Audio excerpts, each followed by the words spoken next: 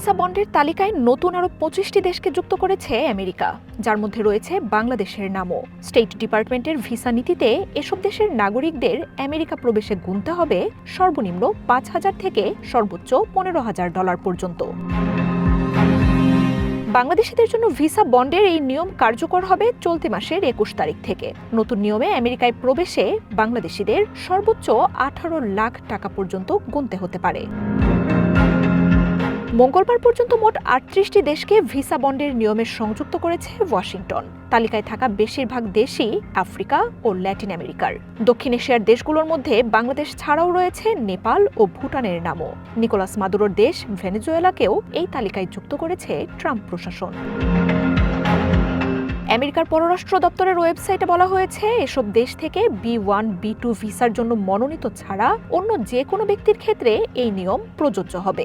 আমেরিকায় প্রবেশের আগে 5,000, 10,000 বা $15,000 বন্ড জমা দিতে হবে। কে কত অর্থ পরিশোধ করবেন তা নির্ধারণ হবে ভিসা ইন্টারভিউয়ের সময়ে।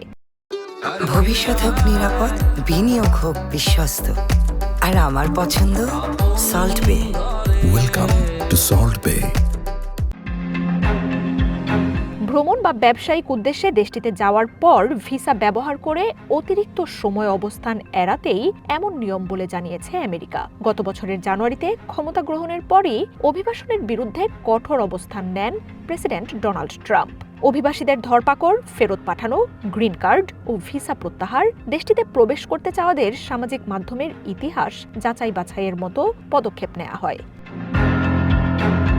সম্প্রতি আমেরিকায় কোন দেশের অভিবাসীরা সবচেয়ে বেশি সরকারের সহায়তা পান সেই তালিকাও প্রকাশ করেন ট্রাম্প। সেখানেও বাংলাদেশকে অন্তর্ভুক্ত করা হয়েছে। বলা হয়, দেশটিতে প্রায় 55% বাংলাদেশি পরিবার সহায়তা গ্রহণ করেন। ট্রাম্পের অভিবাসন ও ভ্রমণ নীতির বিরুদ্ধে তীব্র সমালোচনা করে আসছে মানবাধিকার সংস্থাগুলো। এসব পদক্ষেপ মানুষের স্বাভাবিক ও বাক স্বাধীনতাকে ক্ষতিগ্রস্ত করবে বলে সতর্ক করছেন তারা। তবে ট্রাম্প বলছেন, আমেরিকার সুরক্ষা নিশ্চিতে এসব পদক্ষেপ জরুরি।